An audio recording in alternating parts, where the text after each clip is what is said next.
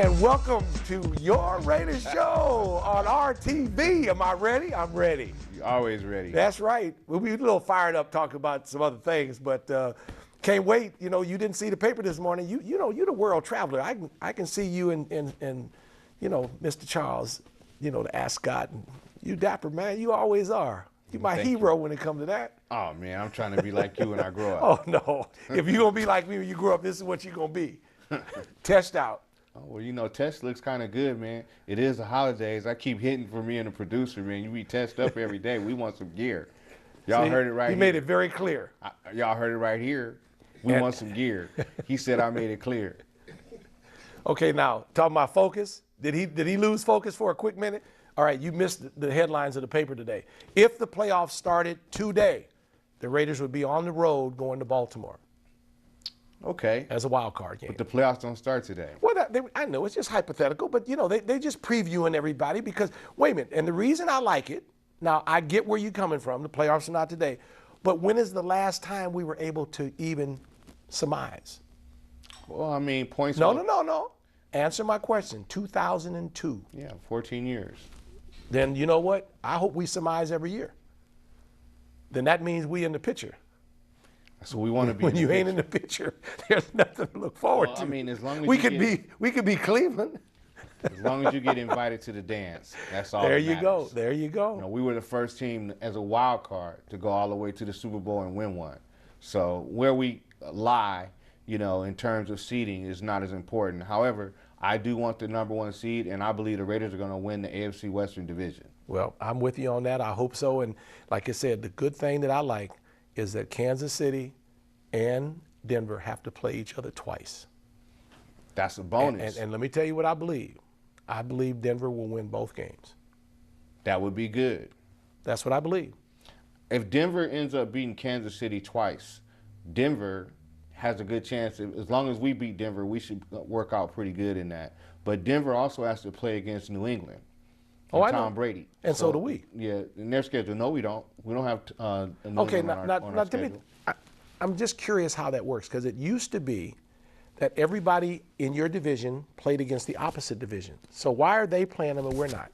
The caveat to that is that it depends on where you land the previous year. Whereas Denver was the Super Bowl champions, right. They're going to draw the first place draw against that division. Where we're going to play an Eastern team, Buffalo, i.e. who we're playing this year, instead of playing New England. So we don't play the whole division, just play one of the people out of the division. Correct. Well, see, the division that we play the entire division this year is the AFC South. Right. Right, and the NFC South. Right. So, you know, in terms of how the schedule makers work, they always have another game within the conference that you play against a seed that has compatible to where you landed in the seedings. Well, I look at Denver as being very much like Seattle, and you see what Seattle did to them Monday night.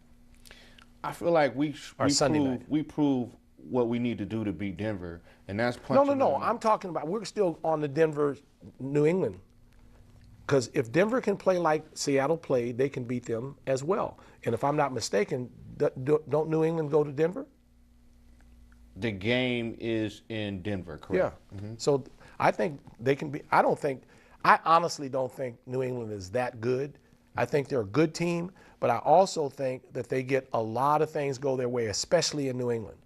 And the best thing that I've seen all season long, and this is about just being fair to the league, finally I saw a referee have guts enough to make a no call on the touchdown try in the end zone. Right. Yeah, it was a push off by the offense. Actually, exactly. Gronkowski made contact first, and then at the very end of the play, he extended his arms to push the guy away. Sure. They could have, I'm not saying should have, I'm glad it was a no call, but what they could have done is called offensive pass interference. Right. So I'm just glad it ended in a way that, because to give them that call would have been horrendous. Right. And for New England, it was just trust me, it was an anomaly because they're always getting calls. Always. You know, so, and we know the major one that cost us the Super Bowl trip. I'll never forget that. Yeah, that was crazy, man. But anyway, let's talk about these Raiders. You know, I look up and I see that this is going to be a good game. Texans, you know, they're 5-3.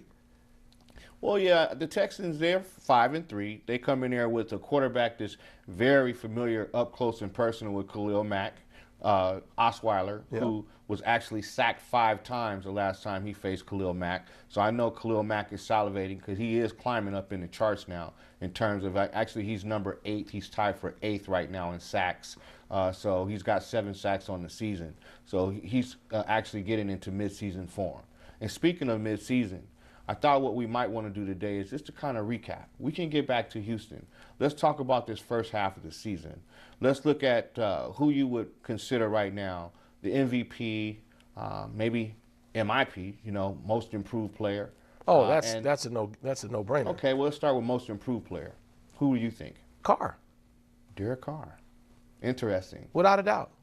I mean, even though he's played really well, and I'm talking about his first couple of years, but from last year and even a couple of games early in the season, I mean, his progression from game 2 to game 9, they're 7-2, right?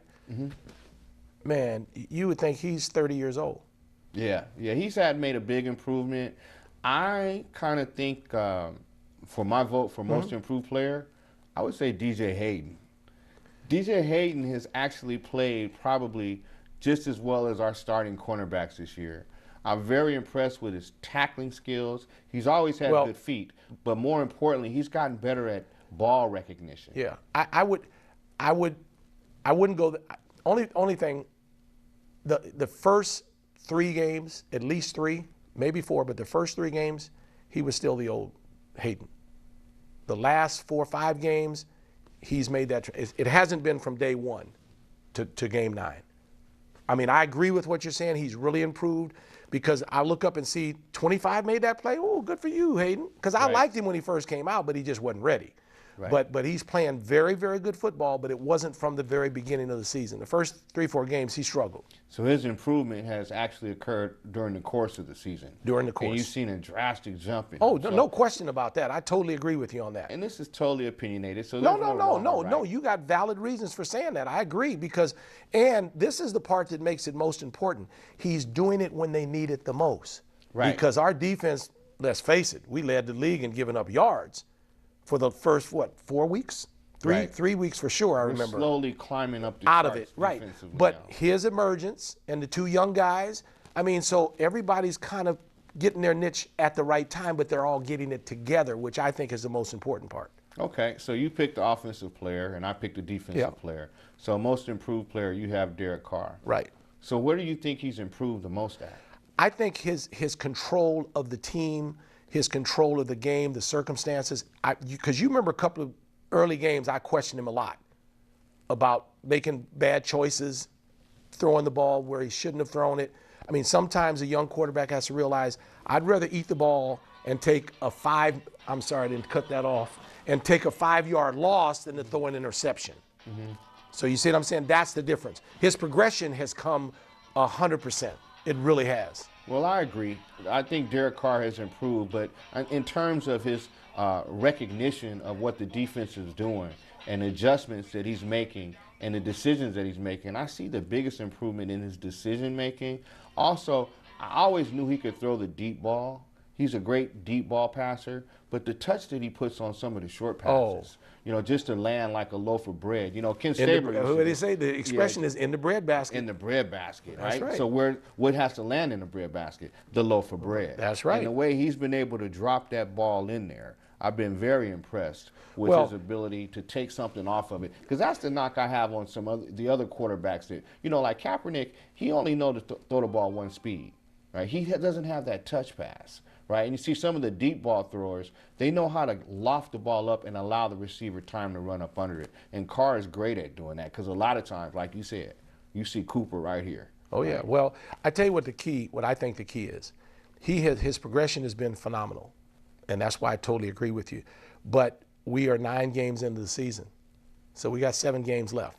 So how he finishes, because if he finishes strong, then he is very much should be considered for the MVP of the league. See, that's where I'm going. He very much should be considered. But what I'm talking about at this stage of the season. Correct. But my point is this: if he continues at the rate he's going, I don't see how, because Rodgers is out.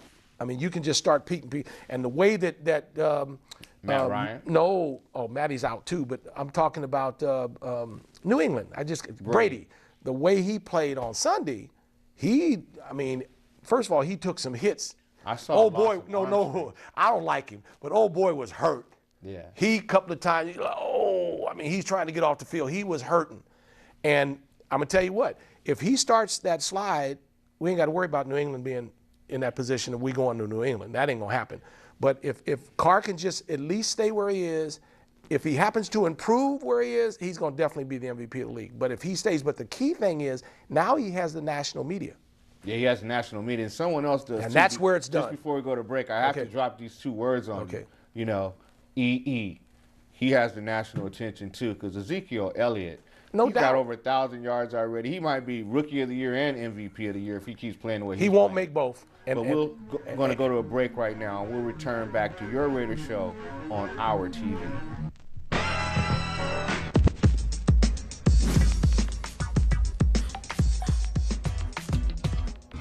So, man, you know, first of all, I invite you to this nice establishment. You're going down Mexico City, all the Raider fans, you're playing the Houston Texans. What is that environment going to be like? It's going to be crazy. First Monday night football game in Mexico City, or in Mexico, period. First NFL game in a while. I think it's going to be crazy, man. It's going to be exciting. A lot of fans. Stadium is huge, historic, so we looking forward to it, obviously. We got to take care of a lot of business beforehand, but that's definitely what we're looking forward to. When you went down there, what other things did you get to see while you were out there? Did you get to tour like the Aztec temples or? Yeah, we seen the pyramids. Yeah, I didn't see the pyramids. Went downtown and seen museums, some of the different statues they have there on the street. It's just real cool to see, you know, especially when you know maybe a little about Mexico City. Get to learn a little bit about the culture and everything they got going on there. So. They said it sold out in an hour. Oh yeah, I can see. Like I said, the 2 times I went down there, fans coming out the woodworks. Now, what is that like? I mean, a young kid from Syracuse, New York, right? Yep. Now you're big time. You're in Mexico City. Talk to me about that. Like, how is it? That's huge, right? Yeah, it's cool, man. Especially. You know, the doors that I guess football has opened, you know what I'm saying? Being able to visit Mexico City, obviously, for my first time, and then now we're going to be going back again and playing a game there in a stadium that has a lot of history. Michael Jackson performed there, so I think that's a good time to bust out my Michael Jackson celebration.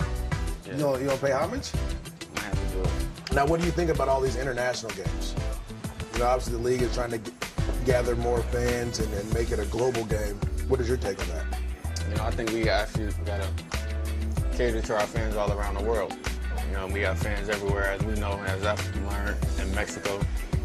So I definitely think, you know, it gives them a chance to see their favorite team. But for me, I obviously want to have a big game. I want to lead the Mexican fans. Something to remember the train when I'm gone. Oh, the train? Yeah. Third person? Tay train, yeah. World.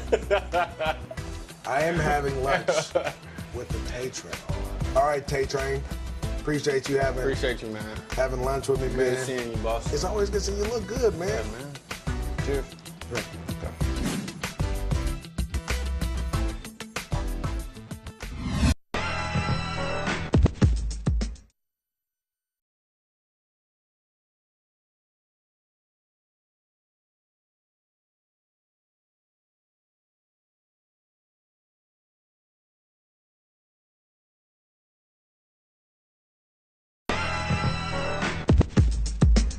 And welcome back to your Raider Show on RTV. My man is just on a roll today, which he is always. But let's finish our thought. We were talking about, we went to most improved, and now we were leaning towards the MVP.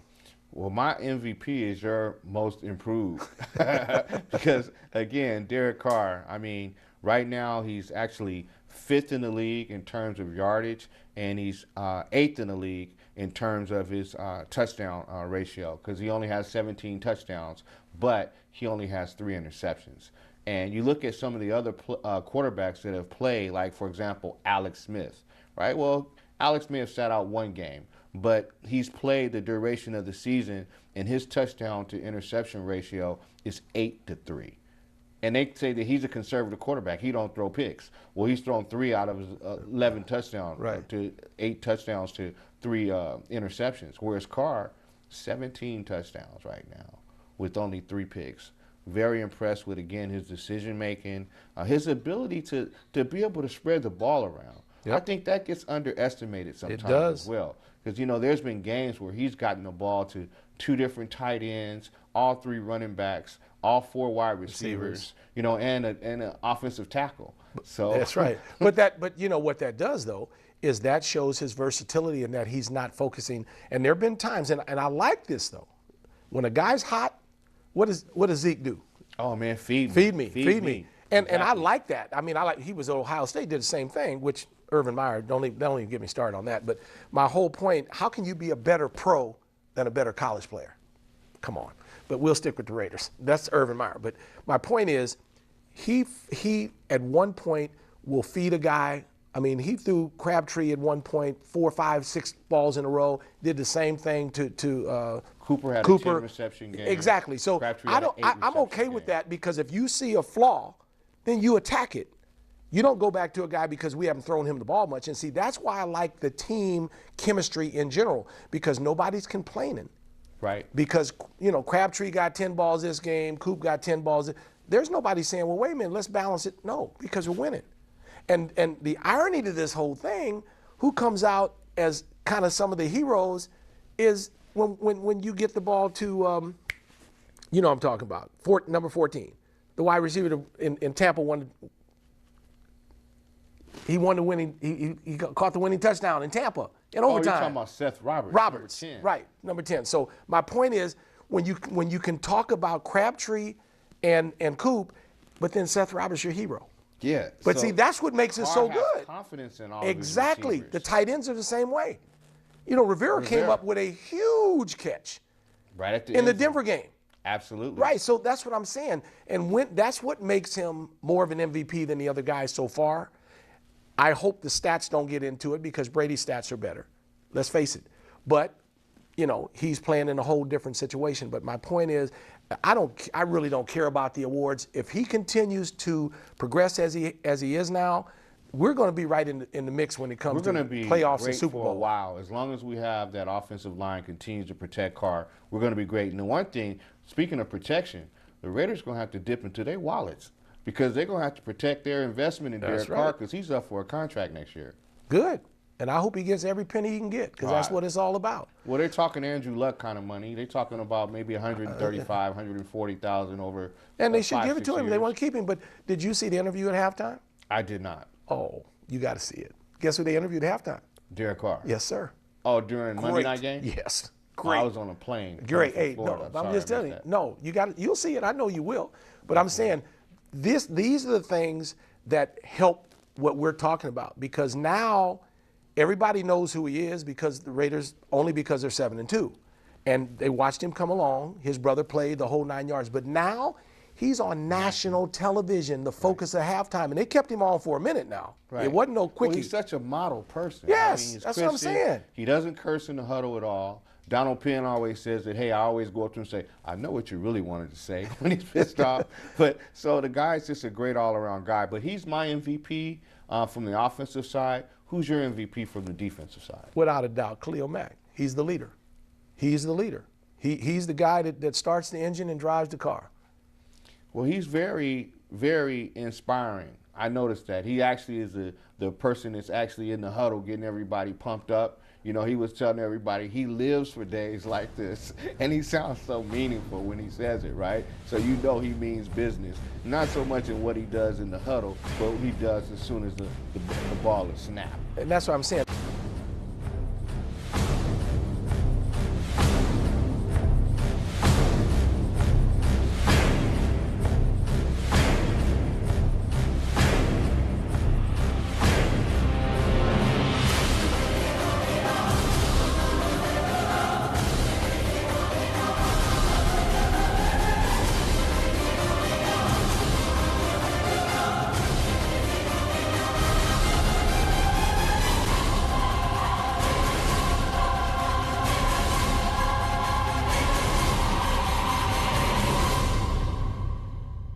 other side of the ball, you have Khalil Mack, the beast.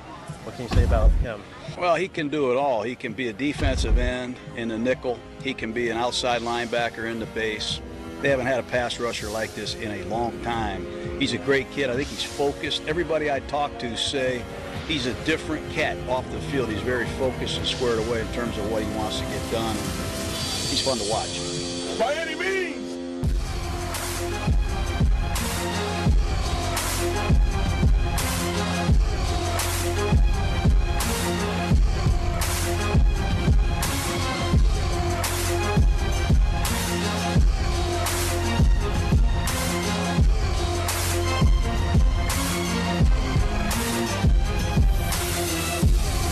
If I needed a yard, I would run anywhere on planet Earth other than at Khalil Mack. That guy is the biggest hammer that I've seen for a while now, playing that defensive end outside linebacker kind of position.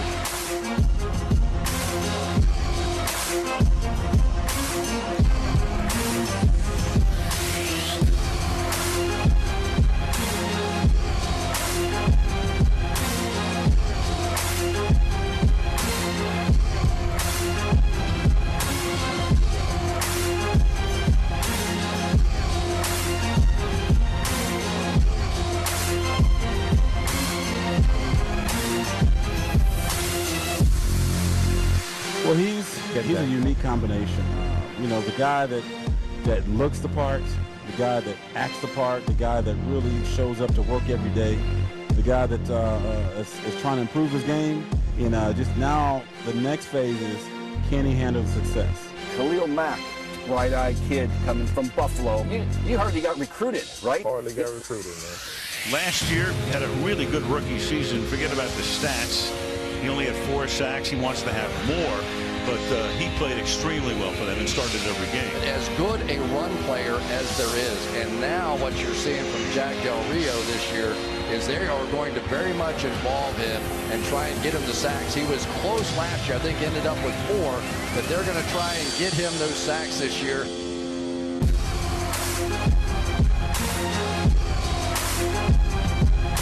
Mack lining up on one side of the defensive line. Here he comes to the other side and just overpowers Ryan Harris. Mack is chasing. Rolled away. Mack gets him. Yes, he would. By any means. Osweiler brought down. They cannot block Khalil Mack. It's a clinic right now. He reminds me of Derek Thomas right now with what he's doing. Under pressure, and he goes down at about the 25-yard line, and that's Khalil Mack once again.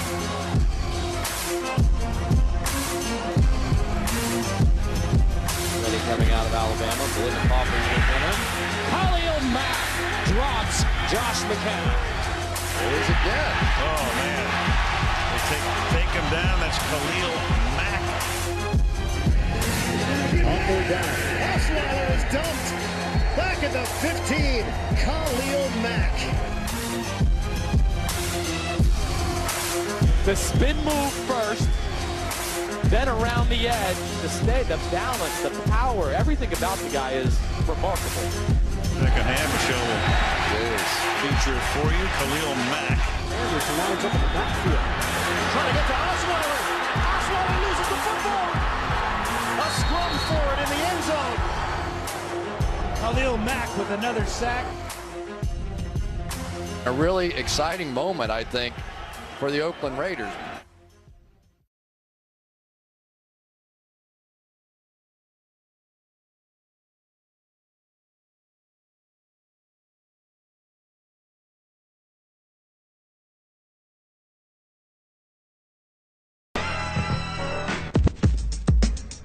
And welcome back to Your Raider Show on RTV.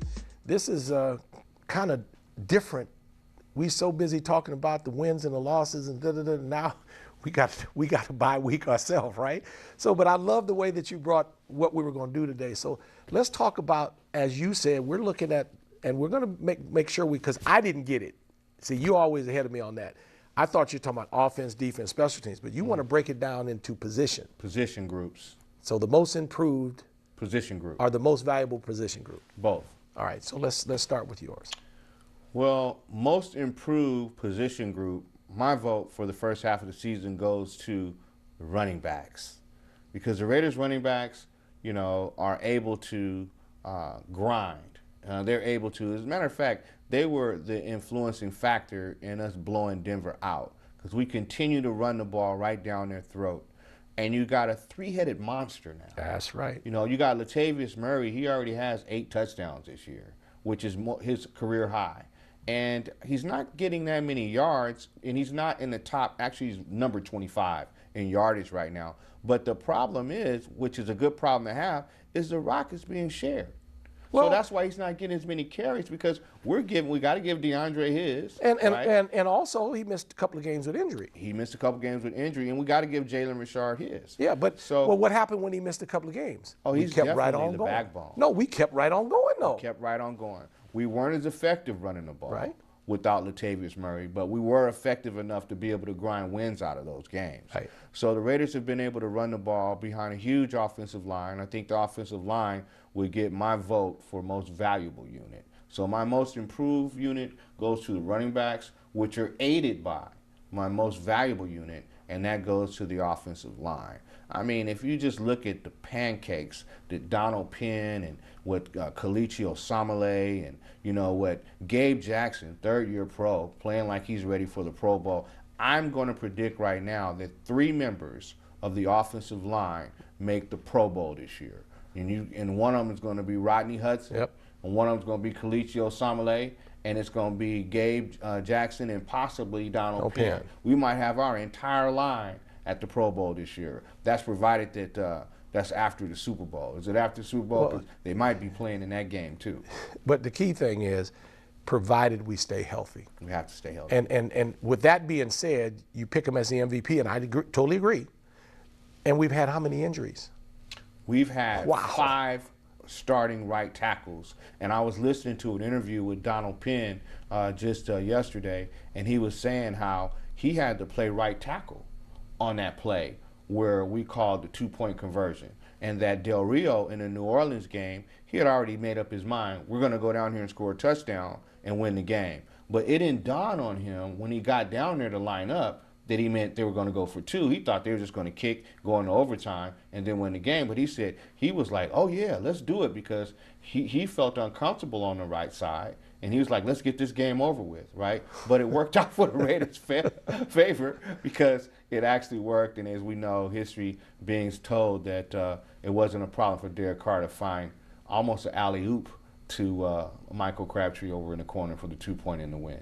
Okay, well, I'm going to throw a curve at you, because you know who my MVP, you talk about, you know, how do you want to put it in position play? Coaching. That's not a curve, because I actually considered that. Ah, see? We're on the same page. Key.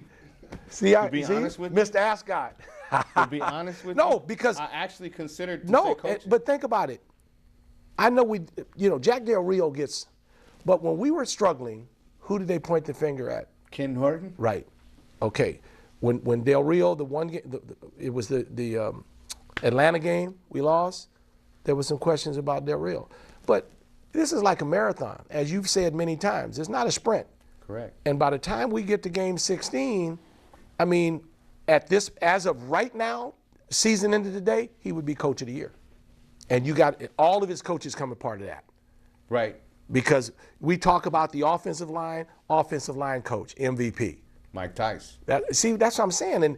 But it's all under the head coach. So whenever a coach gets, and this is one thing that a lot of people may not know, whenever a coach gets MVP, coach of the year, all the assistants get a little change. Oh, they should get a change. But I'm talking about money. Oh, I know what you're talking about. That's what I'm talking about. Scratch, check. Yes. I know all the jargons for paper. You ain't got to tell me. But for our viewers, for that grandmother that's out there that may not understand what we talk about. Yes, but that's the way it should be. Okay. But that's what I'm talking about. I really think that they have put together a phenomenal team of coaches. And you can tell by what, I watch things a lot of people don't, especially when it's on TV and you can focus. I watch the guys on the sideline. I watch the coaches when somebody scores or a great defensive play and you watch the camaraderie that goes on. I'll see an offensive guy go over and say something to the defensive coach. I mean, you can say what you want to, but no matter how good you are, if you don't have the coaching to balance it out and make it work at the right times and make the right moves and put the right people in the right, it doesn't work because they can't do it themselves. They've created a winning culture. Exactly. And that's exactly what the Raiders needed and what was missing for the last 14 years. Yeah, all the coaches we had in here, we finally got the right one. And the collection of coaches that we have, these are people such as Rod Woodson, who arguably is one of the best cornerbacks to ever play the game. Right. As a secondary coach, you got Bernie Parmalee, a former running back that's playing a running back position. You've got Mike Tice, the aforementioned Mike Tice, offensive line coach. Mike Tice was one of the best blocking tight ends that ever played in the game. That's right. That's right. So you got a collection of players. You got Ken Norton Jr. He's the owner of a few Super Bowl rings from the other side of the bay, as well as deep down in the Lone Star State. So, you know, So, by all that said, where does it go to? Oh, it goes to Jack Del Rio. Jack Del Rio. And handpicked his coaches and Reggie McKenzie. Absolutely. So it starts from the top, you know, and But you know, I'm sorry to cut you off, but you know what's so great about it? That we're sitting here talking about this stuff. We weren't able to do that the last 14 years, man. Man, it's almost Thanksgiving. Do you know how long it's been? I do know. Before Thanksgiving, we were already out of it. Yes. You know, and then when they use that term mathematically, it's a wrap. It ain't nothing you can do about it. That's the one term that just is like a silencer. You know, if you were in a stadium, they were all roaring, and you just said, your team is now mathematically eliminated. You would be able to hear a pin drop. Yep. Because it just empties you, right? Yeah. Mathematically cooked. Well, right now, mathematically, we would be as a wild card, as you mentioned at the beginning of the show, but we would get invited to the dance. Hey, and once we get invited to the dance, then it's on you. You know, actually, that game that we played against Denver, that had the feel it did. Of a playoff game. Yeah, it did. Right? And you've seen what happened. Jack Del Rio said, you know, we got the team to do it. Let's turn it loose. Let's let it rip. Let's go out there and have some fun, and let's make it happen. Right? And that's exactly what the Oakland Raiders did. That's exactly what the Oakland Raiders are going to do, and that's exactly what we're going to continue to do in 2016 on into the playoffs 2017 with a chance by getting invited to the dance to get to the Super Bowl. And Monday night, we go to Mexico City and play the Houston Texans. The Houston Texans, a formidable opponent.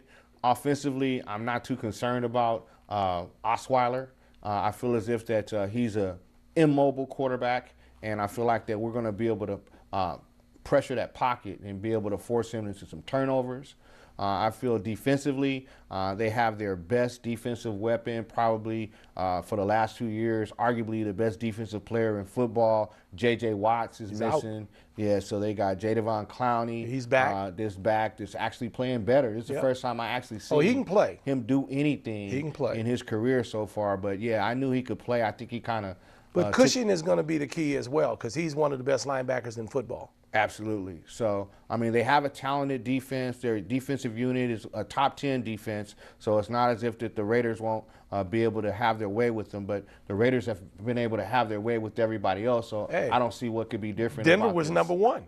Exactly. So we talking about top 10, we should have a cakewalk. We won't, but I'm saying we could. Yeah, but you know, football is a game of matchups, and you know, you try to exploit weaknesses and you try to take advantage of matchups, just like basketball. So I don't know if the recipe that the Raiders use to attack Denver will be applicable to attack Houston. But you best believe Derek Carr was already studying on the way back. And the other thing, I'm sorry to cut you off. I do that way too much, but it just hit me. You know why? Why? Why is this a very important game for Derek Carr? Well, Derek Carr is 3-0 in prime time. That's not really as important. Oh, I ain't talking about that. Well, he's going back to his home. No. Well, you tell me. Where did his brother play? He played for Houston. Do you think this ain't gonna be an important game the way they treated his brother? Well, that's what I'm talking about. I'm just telling you. It's just he may not say nothing, but this will be one game over the whole season that he don't want to lose to Houston Texans. I don't want him to lose either. No, but I'm just saying I just know how athletes think, and but in my mentality, man, we're going to go down there and kick some you-know-what Oh, yeah. because of the fact that what they did my brother. He loves his brother dearly. Definitely. And he attributes everything to his brother. All the things that he learned and being such a young guy when he got drafted and all this stuff. So that's got to be in his system somewhere, I guarantee it. Well, if it is, I just pray and hope for vengeance for Derek Carr as he travels down to Mexico in order to face the Houston Texans. It's just motivation. A little bit more. I think that Super Bowl ring is enough motivation for me.